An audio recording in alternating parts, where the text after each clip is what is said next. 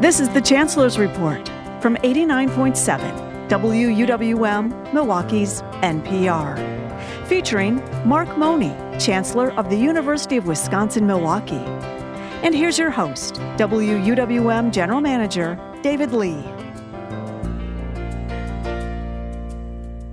Hi, thank you for joining us on the UWM Chancellor's Report here on 89.7 WUWM. I'm David Lee, General Manager of the station, and I'm here today with UWM Chancellor Mark Mone. Hi, Mark. Good morning, David. We are on the valedictory tour. We're closing in the last few weeks of your chancellorship, and today we have a very special guest joining us. This person has seen the ups and downs of your 11 years at UWM. And yet she also doesn't work at UWM. In fact, she's a professor of neurology at the Medical College of Wisconsin, where she is also division chief of neuropsychology. I'm, of course, talking about your wife, Sara Swanson. Sara, welcome. Thanks so much for having me. We are so excited to have you and to kind of have this version of the newlyweds game, or maybe the not so newlyweds game. This is great. Mark, tell us, why did you want to have Sara join us on the show today? Well, thanks, David, for this wonderful opportunity to talk with Sara and me together. You know, a lot of people ask us the types of questions that we'll probably be talking about today, and this, I thought, let's get it on the record. Let's get that out there in that way. But also, people often give me credit or blame for things, but really a lot of the credit goes to Sara. She's an integral part of the success that we've had, but often in indirect ways and sometimes direct. So I thought it would be wonderful to have this type of conversation. And the newlywed referral, I think, is kind of like, after being together almost 40 years, let's see if we really do know, because we haven't rehearsed. We haven't talked through this with each other at all. I was shocked that you all didn't rehearse, having been a part of your farewell celebration a couple weeks ago, and hearing about how you were so well prepared. I expected both you and Sara to be incredibly prepared for this, but I know this is going to be great. Sara, I saw a little bit of a reaction on your face, so I promise this is going to be a great engagement. I promise. We're going to start out easy. So you started your life together out west. What brought you to Milwaukee? I'm going to start with Sara first, because we know about Mark's story. Well, I mean, it was Mark's job that brought us out to UWM, and I was aware that there was an excellent fellowship opportunity here at the medical college, and I actually met the chief of the division when I was on my internship in Seattle. There was our international conference was in Vancouver, and I met him there, and kind of checked out the situation. And I thought this would be a great place for me as well to hopefully get that fellowship, which did end up working out for me. So it was Mark's opportunity first at the business school that started the conversation about moving from out west. Yes, but he looked at a number of places, and he was not going to select a place where I wouldn't have opportunities to continue my career. So this was a great dual career opportunity. I love it. A couple weeks ago, we heard, Mark, about the fact that when you were offered the position, you shared with everybody that it would be a package deal. Is that a true story? How much truth is there in that response that you gave to the chair of the search committee? It's absolutely true. I was actually on the faculty at Washington State University, and we didn't have a medical school in Pullman, Washington. And it was really appropriate and important for Sara as a neuropsychologist to have the fellowship and to have that career path. So it really eliminated Pullman in terms of future prospects. So what we did zero in on were locations where there were both the medical school and business school opportunities. So it was really wonderful. And I will tell you, being in Milwaukee over the last 36 years, it has just been a real gift in so many different ways. And we fell in love with the state. We toured it in our first summer before we had children, and it's just been a remarkable state. It's a great place to raise a family. And frankly, from the West Coast or East Coast, a lot of times there's biases about the Midwest, and we have just found this to be a wonderful place to be on so many different dimensions. Can you just remind our listeners where you both are from originally? Sure, Sara. Well, we met in college at Washington State University, which is on the eastern side of Washington in the Palouse. And then I went to Seattle for my internship while Mark was still in Pullman. So we're West Coast people. We thought this would just be a brief stop and back to the West Coast, but we discovered there is a Central Coast, and it's pretty marvelous here. Do you remember when that happened? How long? Because we had that same impression, like Laverne and Shirley, and Yeah. maybe more industrial. And it didn't take that long for us to have that happen. But that's many, many years ago. So I don't know exactly when, but we did grow to love it right away. We explored all, the Apostle Islands, Door County, all different aspects of the state, and really thought it was a great place to live and raise our children. That's as somebody who also is a West Coaster originally, and now am a Milwaukeean. Having gone through that same journey, it was really quick, and it reaffirms that old saying, right? Milwaukee, hard to get you to, but hard to get you to leave.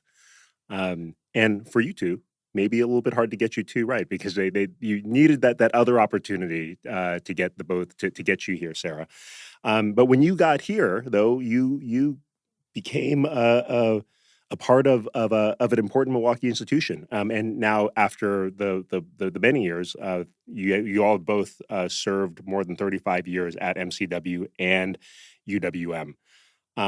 What's it been like to watch each other mature and grow on your career paths over the last 3+ decades? Well, I'll jump in here, not to put it all on Sara to lead every time. I think that as I've watched Sara, I'm really in awe of her in so many ways. I have this phrase, as a neuropsychologist, there's a bit of a pun here. So I've got to explain my bad dad joke, but she really is the brains of the outfit. And there's amazing, wife, mom, athlete, incredibly strong, but also somebody who is my best friend. So it's really neat to see her career have progressed in so many impressive dimensions, and for us to share this life together, it's been a heck of a journey. And then really to be there for me through a lot of different times. And the other joke that I like to talk about, where there's a lot of truth, I have my help in house. In terms of the stresses and strains to have a psychologist, not everybody gets that impressive support. So it's been a really great journey with Sara. Sara? Well, it's so funny that some of the comments you made, because this morning I was thinking about something that the point I wanted to make, and that is that I've had my best friend by my side all these years, and that phrase came into my head. So that's great that you used it. And we were telling you, David, that we didn't rehearse, we didn't practice our answers with each other ahead of time. So I've been really impressed and proud of Mark's accomplishments, and I've seen him leading through really difficult times. I mean, the moment that he became chancellor, it wasn't connected to you, Mark, but you, there was one budget cut after another, and a lot of headwinds. And I saw you leading in a great way through difficult times. And during the pandemic, when we were working from home, we shared an office, but we couldn't do that anymore because he's constantly in meetings and I'm with patients.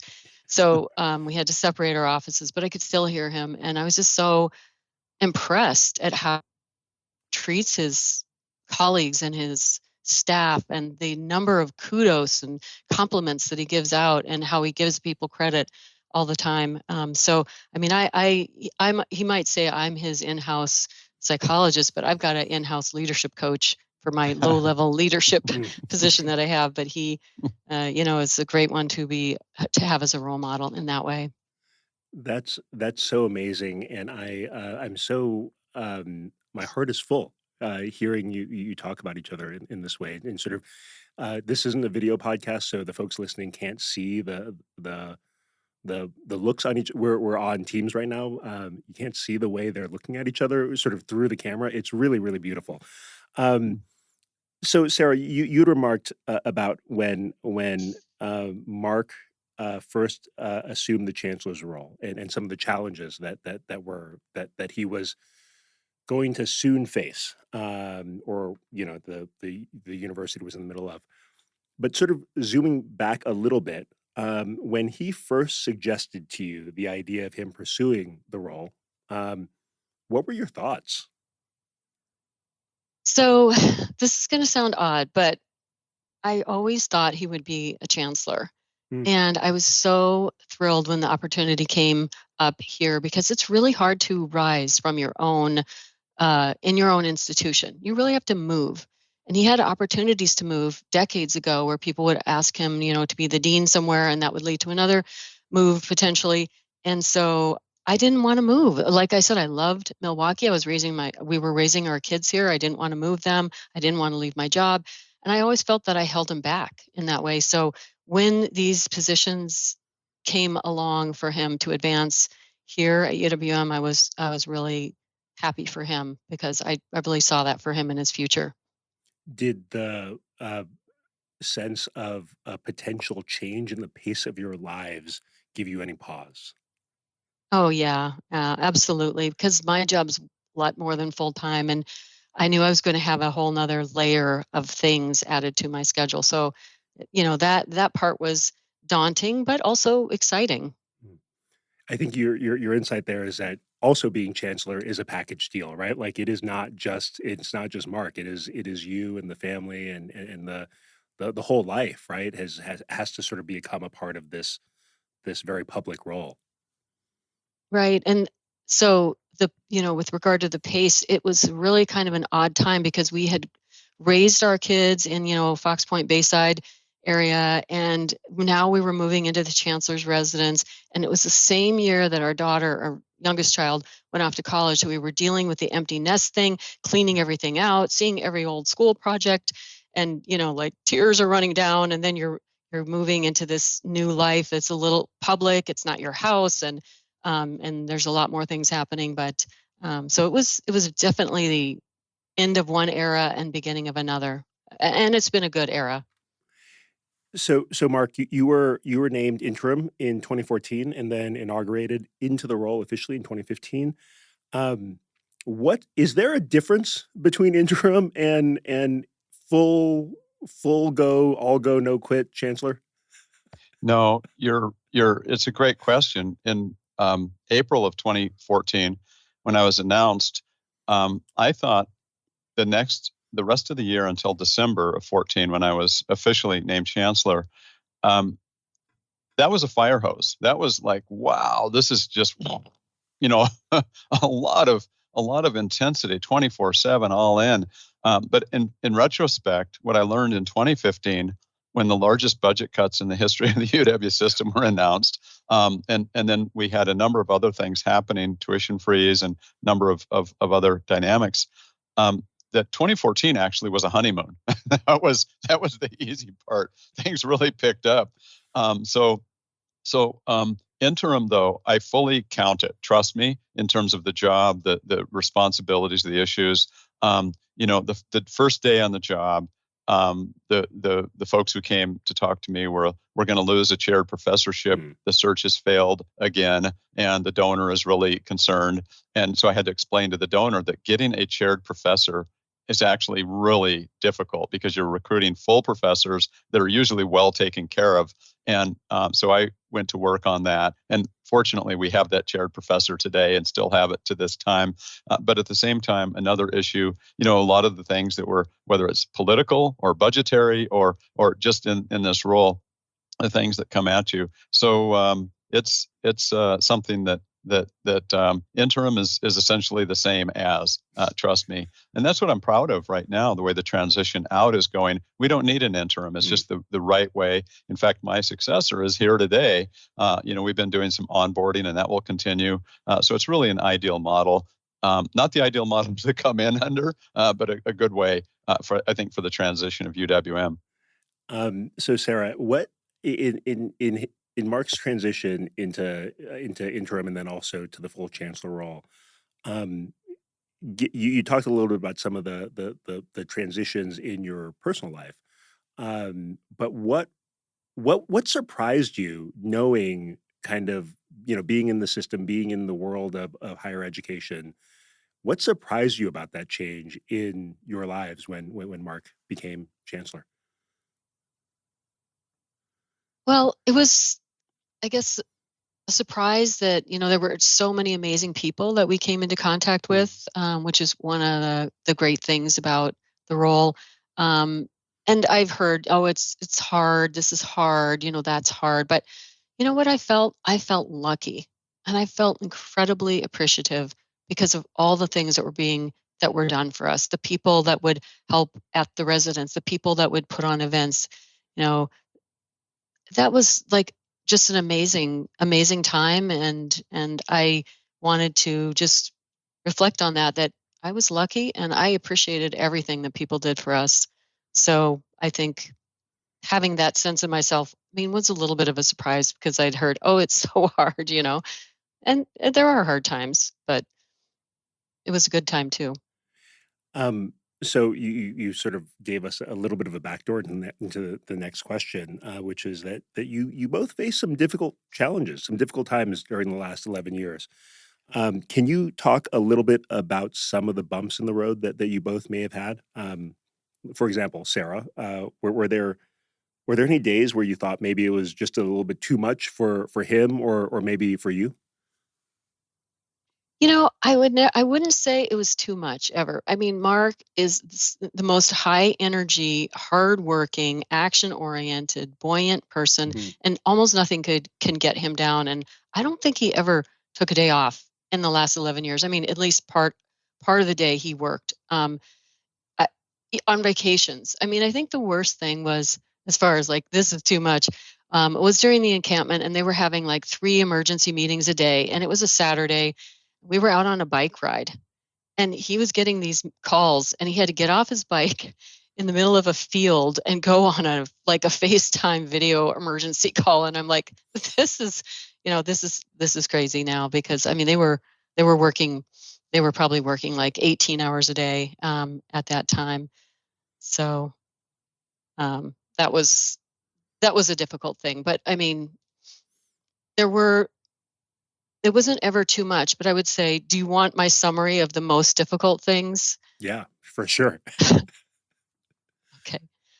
The culture wars. You have to balance free speech on both sides, Yeah. but you also have to have a warm and welcoming campus environment. And that puts anyone in like a terribly conflicted no-win situation. So I think that was the hardest thing on at the level of UWM. But on a personal level, Mark had cancer.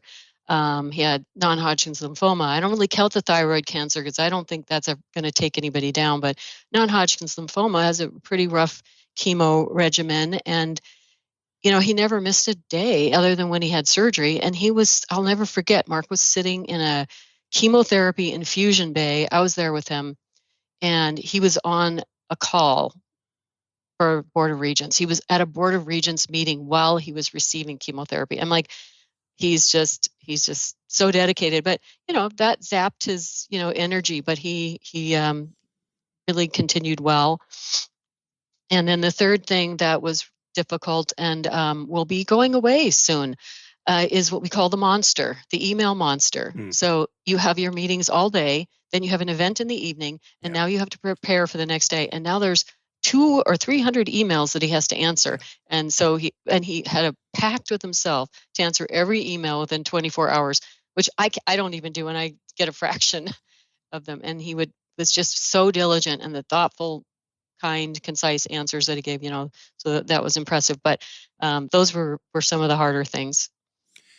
So Mark, Sara just outlined three um, really big challenges that would have eaten anybody. Um, what kept you going through all of it? Well, I'll give Sara a lot of credit. She's just by my side all the time, and it's wonderful to have her accompaniment, her strength, and trying to keep up with her is pretty hard to do. So I think that's foundational. But if you think about the mission of what we're doing, to me, how can you not be motivated when you hear the stories of our alumni and the experiences of our students? I think about the quality of our employees. You just take any one of them, and how much they care and the kinds of things that they do. And of course, my leadership team, I'm so fortunate to have incredible experts, deep passion and commitment. Of course, our community is the pull through, and faith is a bedrock issue for me, and I think those are things that help me. I'll just give you an example or two.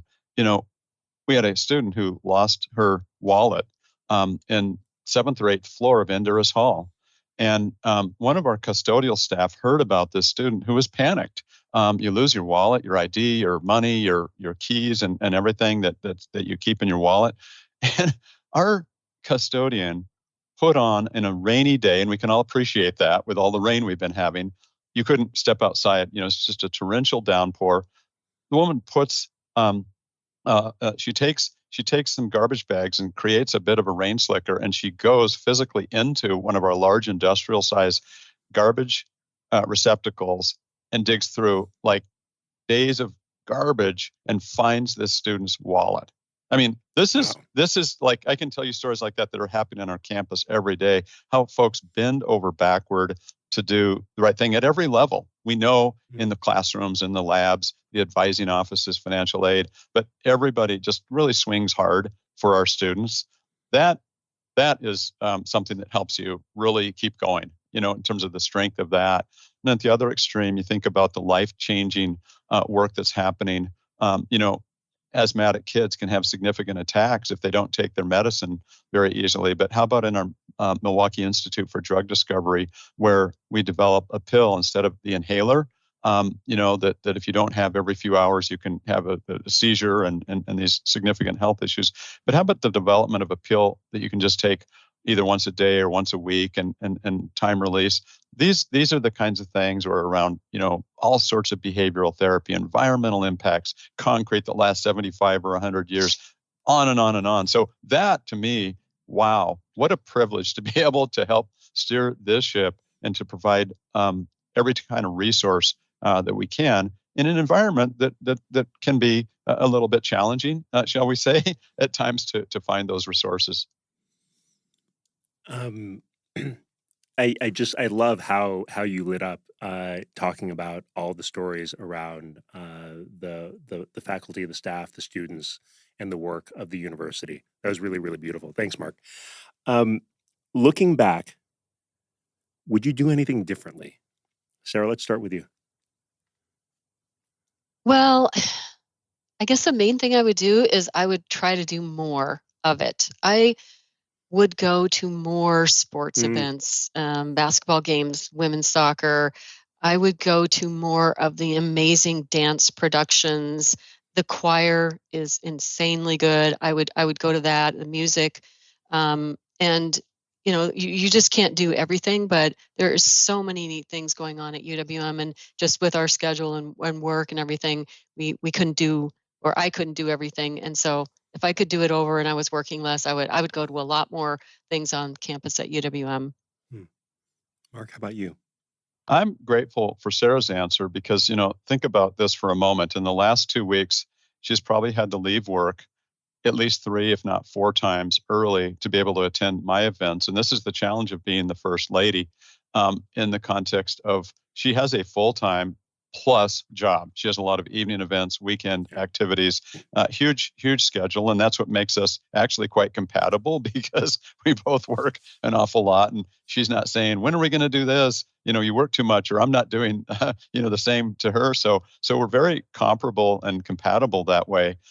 So Sara, I don't know, it would be really hard, as we look at, how we could do more. I actually turn that around a little bit in my context. I'd like to have, I do have a philosophy of delegating and developing, but I think I could have done that more.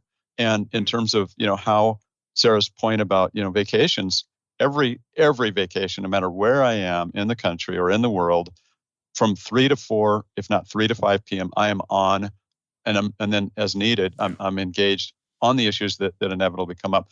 Could I have done that a little bit differently? I wonder about that sometimes in terms of looking back. It's really difficult when you're running nearly at times, $750 million operation, thousands of employees, many, many thousands of students. I think for these senior level positions, that's how I've approached it. And I think that I call it smotherage. It's like smothering and coverage to be there, to be present. Should I have been a little distanced? Would I be a little more sane? Would I be a little healthier? Those are the things I think about. These are lessons you might take back to the business school, right? Yeah. So we typically like to end our show by asking our guests to share something particularly interesting or inspiring that they read or learned about. But because this is a bit of a special show and our time is running short, I didn't want to short shrift this question. So we're going to do a little bit of a flip. What's your favorite UWM memory that you've shared with each other over the last 11 years? So Sara, let's start with you. We'll see if you guys have the same memory or a different one. Okay, well, this was hard because we've had really great memories and some great donor trips and things like that. But I think it has to be some of our experiences with the alumni awardees and their stories that are just incredible, inspiring stories of overcoming hardship, like the woman who grew up in a foster home and then went to UWM and became a successful person and came back and bought that foster home, or the person who went to UWM and then became an attorney and was defending abused Afghani women. I mean, these were just amazing stories. So I think that is a favorite memory, not so specifically of one Mark and I did together, but we'll see what Mark's answer is. Mark, how about you? We've had a lot of in-house in our home UWM performers that have come in and put on like finger-style guitar shows. Or we had Julie Waterman from Indulgence Chocolate do a wine and chocolate pairing. And why that's such a highlight for me is that she told the story about how she graduated, I believe it was a music education, but she always wanted to be a chocolatier. She'd picked up some chocolate molds when she was in Belgium as part of the army, but she couldn't find the resources.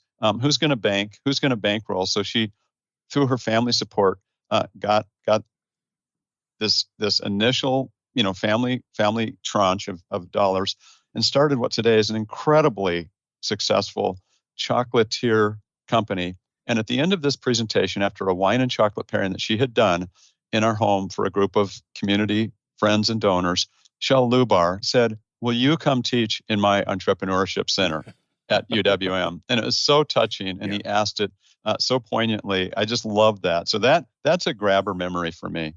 That's great.